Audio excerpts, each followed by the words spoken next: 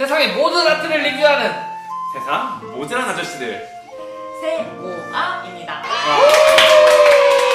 3부가 시작됐네요. 영화의 메시지는 뭐라고 생각하시나요? 낙원은 생각하기 나름이다. 뭐 그렇게 볼 수도 있겠네. 그런 느낌? 네. 이걸 영화의 메시지라고 할 수 있을지 모르겠는데 개인적 감성으로는 어떤 사건이 비극인지 희극인지는 쉽게 판단할 수 없다. 그렇죠. 그런 세상은 이분법적인 사고로 판단할 만큼 단순하지 않고 그런 여러 상관관계들을 하나하나 다 엄밀히 따져본다고 할지라도 답을 내리기가 쉽지 않은데, 근데 이게 요즘 말하는 그런 포스트 모더니즘적인 절대적인 상대주의와는 좀 다른 것 같아요. 그래서 뭐 이것도 정답이고 이것도 정답이다 이런 느낌이 아니라 정답이라는 게 굉장히 모호하다, 정말 진실이라는 것들을 밝히기가 쉽지 않다, 그런 얘기를 하지 않나. 영상미가 굉장히 괜찮았어요. 좋았어요. 되게 맑고 깨끗하고 막 초록색의 그런 색감과 맑은 느낌이 굉장히 좋았거든요. 뭐 초반 막 이렇게 중간중간에 어둠이 나오는 부분을 제외하고, 네, 그래서 그 색에 대해서 굉장히 중점을 두고 봤었는데요. 애니가 이제 계속 영화 처음부터 네. 되게 허름한 옷을 입고 나와요. 음. 그러다가 5월의 여왕을 뽑기 전 이제 의식을 치르기 위해서 여자가 데리고 가서 뭘 마시고 옷을 갈아입거든요. 그렇죠. 그때 하얀색 옷을 갈아입으면서 데니 표정부터 이 감정들이 바뀌어요. 이 전반적인 게. 그래서 그 부분이 시작이다. 이제 일원이 되어가는구나. 동화의 과정이구나. 뭔가 이런 느낌을 받아서 딱 그때부터 조금 영화가 이렇게 빨려 들어가듯 집중이 됐었던 것 같아요. 그래서 그 부분이 아직 좀 잘, 그렇죠. 네, 기억에 남아요. 영화가 1시간 40분쯤 지나면 그 장면이 나오는데 그때 이제 시작이다. 이제 빨려 들어가기 시작한다. 그쵸? 네. 그 전까지는 와 혼돈 그런 거였는데 그때부터 이제 영화를 조금 이해를 할 수 있었던 것 같아요. 그 색에 대해서 얘기하셨는데 그 색이 상징적으로 많이 쓰였던 게 네.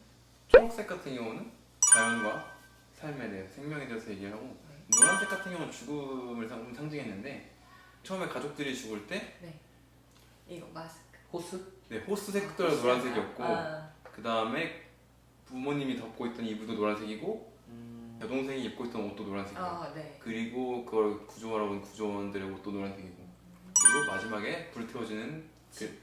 처음에 텐트 등장할 때도 네, 노란색. 약간 그런 것 같았어요. 좀 경고판 어. 같지 않아요? 오. 저는 그게 딱 화면 중간에 이렇게 딱 있는 장면을 캡처를 한번 했었거든요. 되게 경고판 같아서 이거 되게 좀 비극이구나 짐작이 됐었어요.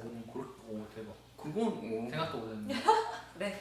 나 방금 얘기 꺼낸 거 보고 삼각김밥 데워 먹으라고. 뭔 개소리야! 명장면은 첫 번째 거는 그 절벽 의식에서 두 번째 뛰어내린 남자 노예인이 다리가 부러졌는데 아직 죽지 않고 살죠. 근데 그때 되게 고통이 서려 있는 비명을 막 질러대죠. 그리고 마지막 장면에서 이 제물로 바쳐질 때 잉마르랑 그 울프, 그리고 울프의 옷에 불이 옮겨 붙었을 때 울프도 막 비명을 지르거든요. 콘이랑 사이먼이 이제 절벽 의식을 보고 이러면서 막 나가려고 할 때 그 시부였나요?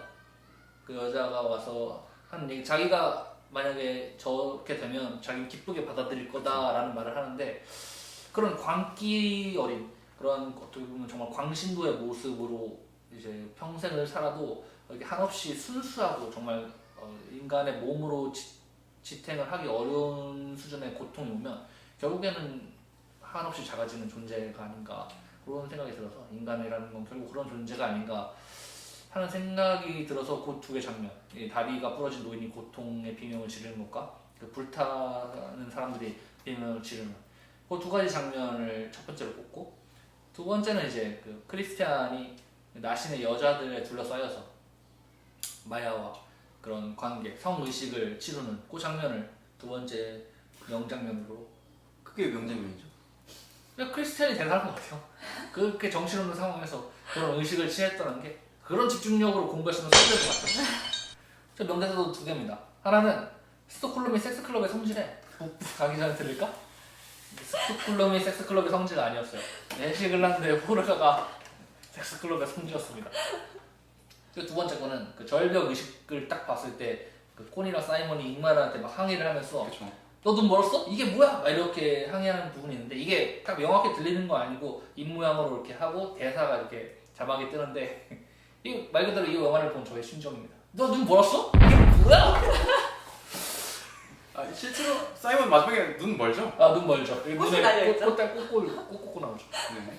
제 명장면은 네. 그 크리스티안이 마야와 성관계하는 장면을 목격한 데니가 아, 그 오열할 때 마을 여성들이 함께 공감해주는 장면인데 그 장면이 이제 데니가 공동체의 일원이 되는 중요한 장면이라고 생각해요. 전 그걸 보면서 떠올랐던 게 헤르만 헤세의 데미안을 보면 처음에 그런 글 있잖아요. 누구든지 태어나려고 하면 하나의 세계를 포기하지 않으면 안 된다. 네. 그쵸. 데니가 있던 원래 기존의 세계, 크리스티안을 의존하던 그 세계는 그 장면을 목격함으로 인해서 파괴되고 새로운 호르가에서의 데니의 세계가 새롭게 탄생하게 되는 그런 장면이 아니었나 싶더라고요. 조금 다르게 본 게 오히려 춤을 출 때 그때 서로 언어가 달라도 통한다라는 얘기를 하고 그때 동화를 된 거고 요 구토하면서 오열하는 장면은 기존 세계를 놓은 거라고 생각했거든요. 그 과정이 다 동화의 과정이었던 거죠. 그쵸. 어떻게 보면 길게 볼 수 있는 것 같아요. 네. 제 명대사는 이제 마지막에 재물을 9재물을 바칠 때 네. 그 시브가 한 얘긴데 9 모두 위대한 순환에서 죽고 부활할 겁니다 라는 얘기를 해요. 이게 임팩트가 있는 대사는 아닌데 사실 굉장히 중요한 게 호르가는 정말 순수한 믿음의 공동체였다는 거를 나타내주는 대사라고 생각을 하거든요. 실제로 호르가는 그 긴 시간 공동체가 유지되면서 부패하지 않아요. 그렇다는 거는 그 긴 시간 동안 이익 집단으로서 존재한 게 아니라 정말 그 하나의 이념적인 믿음을 가지고 신앙을 가지고 존재했던 그런 신앙 공동체 이게 가능했다고 생각을 하거든요. 그래서 그걸 보여주는 대사였기에 명대사로 꼽았습니다. 저는 개인적으로 무라카미 하루키의 노르웨이 숲 그런 상실의 치유와 그 과정에 있는 복잡성에 대해서 얘기를 하는 그 또 야한 장면도 있고 네 그런 걸 생각했을 때 노르웨이 숲이 좀 떠오르더라고요. 노르웨이 숲. 네 그리고 또 아까 언급했던 얀 마테 파이 이야기를 네. 가지고 영화로 제작한 이안 감독의 라이프 오브 파이.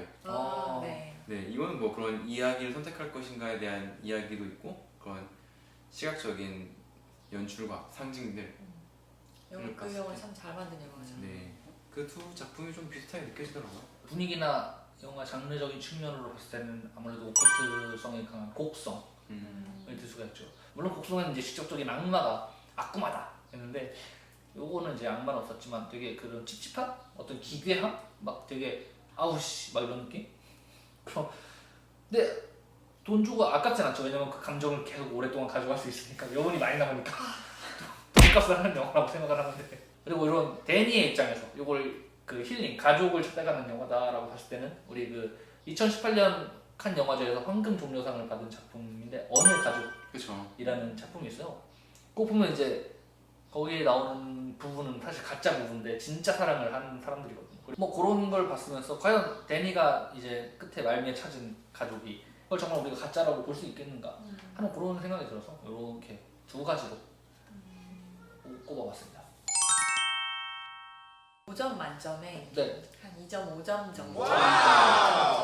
굉장히 솔직하게 해주셨네요. 굉장히 많이 준 거라고 생각해요. 거의 저는. 2.5점 정도는 친절한 영화는 아니었던 것 같아요. 아, 그리고 되게 많은 요소들을 담아놔서 그러니까 그 안에서 내가 찾아서 해석을 하고 내 생각을 뭔가 해야 되는 그죠. 그러니까 말하고자 하는 바는 뭐 알겠다만 그렇게 친절한 공감이 되진 않아요. 공감되지 않고 친절한 영화는 아니지 않나. 그런 상징적인 의미를 찾았는데 재미가 좀 들린 사람들이 보기엔 좀 그러면은 좀 뭐 괜찮을 수 있겠죠. 여러 시도들을 또 많이 하는 영화고 하니까. 그쵸. 근데 너무 평범한 그런 입장에서 봤을 때는 그렇게 이해하기 쉽지 않은 영화이지 않았나. 네, 저의 한 줄 평은 사람이 잘못된 신념을 가진다면 이렇게 될 수 있구나를 보여줬다. 평점 3점입니다. 3점. 비슷하네요. 네네. 되게 천재인데 변태인 감독이 굉장히 공을 들여서 관계를 불쾌하게 만드는. 아 불쾌하게 만들기 위해서 만든 영화인가요? 굉장히 되게 변태적이고 천재적으로 공을 들여서 관계를 불쾌하게 만드는 그런 영화가 아닌가 싶어서 3점을 줬고. 성공은 했네요.